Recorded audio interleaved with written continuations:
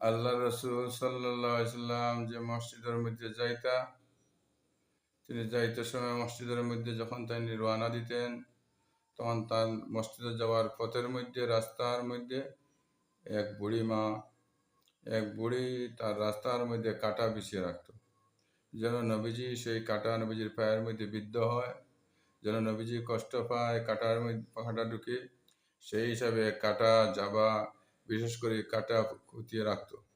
ওইভাবে অনেক দিন রাখছে। একদিন আল্লাহ রসুল প্রথম দিন আল্লাহ রসুল সাল্লাল্লাহু আলাইহি ওয়াসাল্লামের পাওয়ার মধ্যে অনেক কাঁটা ঢুকেছে। উনি অনেক কষ্ট করে কাঁটাগুলো বের করে দিলেন। এরপর থেকে উনি একটু সতর্ক সহিত যান, কিন্তু কাঁটাতে সে পালাইতেই থাকে। কিছুদিন যাইতে যাইতে একদিন কাঁটা আর নাই, 2 দিন 3 দিন হয়ে গেল কাঁটা নাই।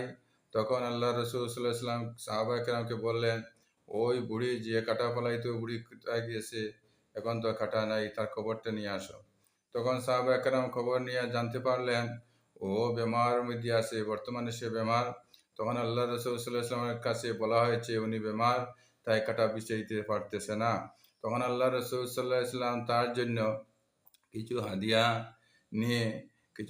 নিয়ে তার কাছে তাকে দেখার জন্য, বেমার দেখার জন্য তার ঘরে তাশরিফ নিলেন।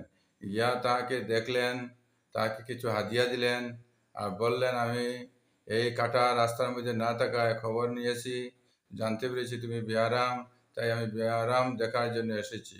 সেই কথা বুড়িমাই চিন্তা করলো যে আমি বেয়ারাম, আজ 3 দিন হয়ে গেল, কেউ আমাকে দেখতে আসলো না। যাদেরকে নিয়ে আমি চলাফেরা করি, যাদের সাথে আমি কথাবার্তা করি, যাদের সাথে আমি উঠা বসা করি, তারা তো কেউ আসলো না।